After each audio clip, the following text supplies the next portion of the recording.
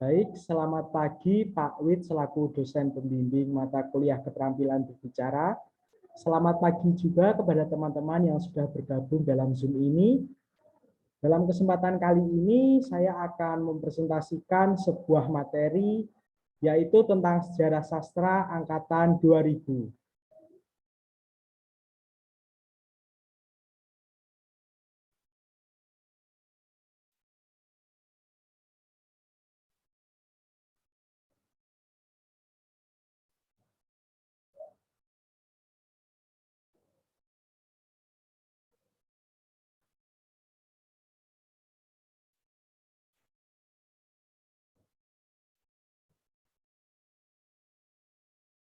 Baik, dalam kesempatan kali ini saya akan menjelaskan tentang karya sastra di Indonesia pada tahun 2000. Sebelum saya memulai presentasi, izinkan saya untuk mengenalkan diri saya terlebih dahulu.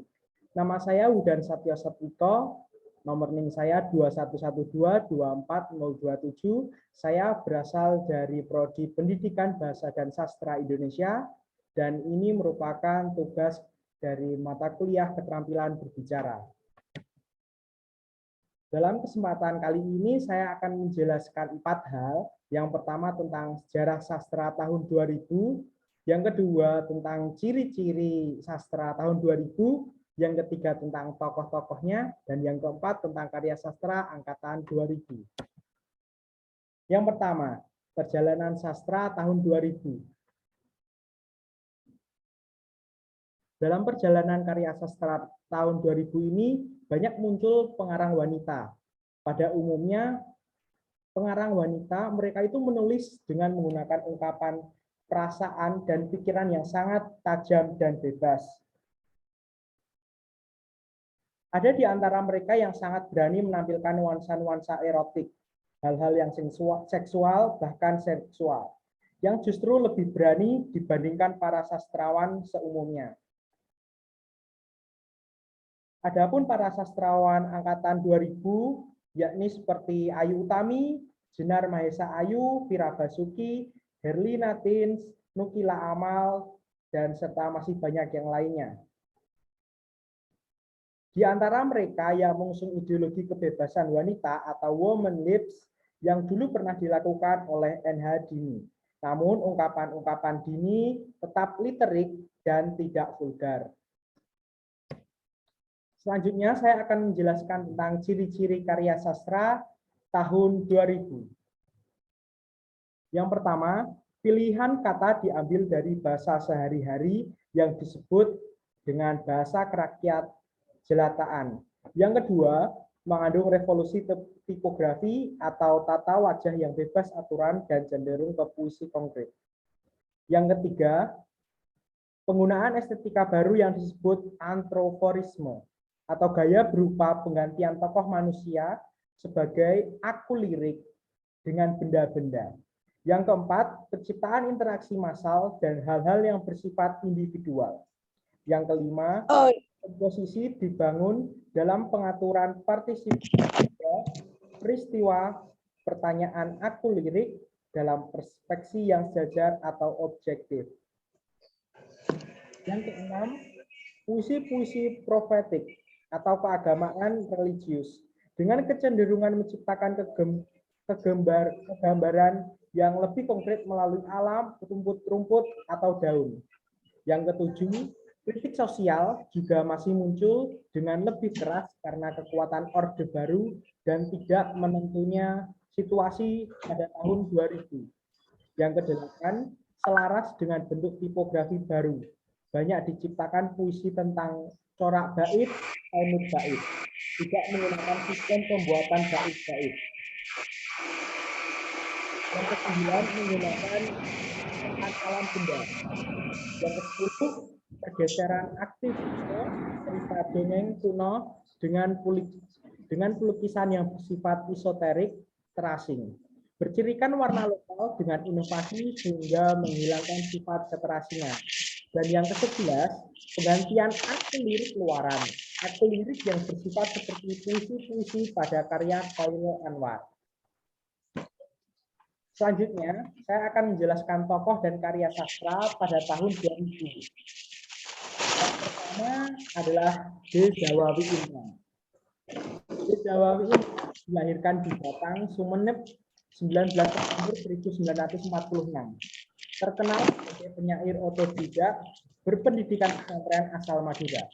Karya-karyanya berupa kumpulan puisi seperti Madura, Pulau Lautmu tahun 1978, puisi yang mungkin kita juga sudah sering baca, sudah sering kita dengar, Ibu tahun 1966, dan Gumam-Gumam dari Dusun pada tahun 2000. Selanjutnya, tokoh yang kedua beserta karyanya adalah N. Riantiarno atau yang sering kita kenal dengan Nano R. Riantiarno. Dilahirkan di Cirebon 6 Juni 1949, yang sekaligus memimpin teater koma, penulis lakon yang sangat produktif, menulis seperti opera Kecoa, opera Julini, Banci Gugat, Cekesi, Pialang Segitiga Emas, Kala, Konglomerat, opera Salah Kaprah, Gugat pada tahun 1955, Cinta yang Serakah pada tahun 1996, dan opera Sembelit pada tahun 1998. Jadi pada tahun 2000 ini, selain karya-karya sastra seperti puisi, pada tahun 2000 perkembangan teater juga mulai berkembang di Indonesia, seperti halnya teater koma yang dipimpin oleh Nano Riantiarno.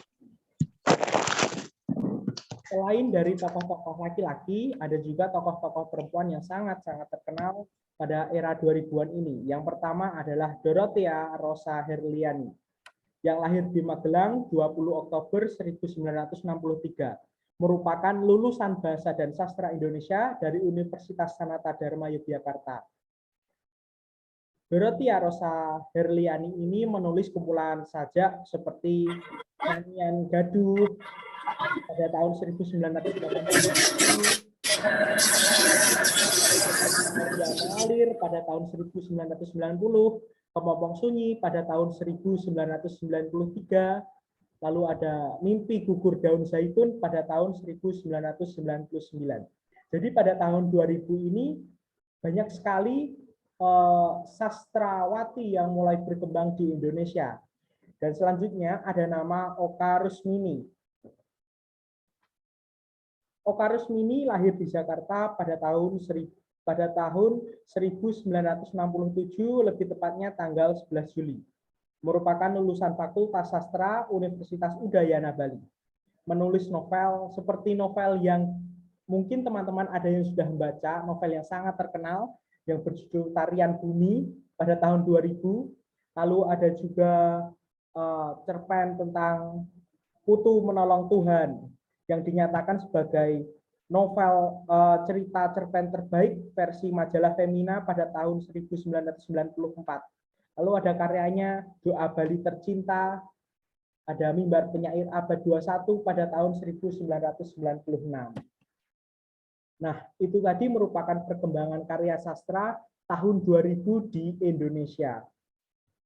Jadi pada tahun 2000 perkembangan karya sastra di Indonesia ini tidak hanya tentang puisi, cerpen, atau novel, melainkan pada tahun 2000 ini mulai muncul banyak sekali kelompok-kelompok teater, seperti kelompok teater milik Nano Rianto tadi, lalu juga banyak sekali lahirnya penulis-penulis perempuan yang mulai menunjukkan aksinya, banyak sekali penulis perempuan seperti halnya Ayu Utami, Jenar Maesa Ayu, yang beberapa karyanya pun juga sudah sering difilmkan seperti itu.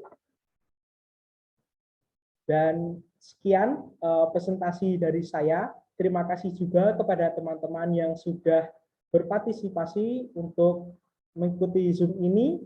Apabila ada kekurangan dalam penyampaian, mohon maaf yang sebesar-besarnya karena saya masih dalam tahap pembelajaran. Sekian yang dapat saya sampaikan dan saya ucapkan terima kasih.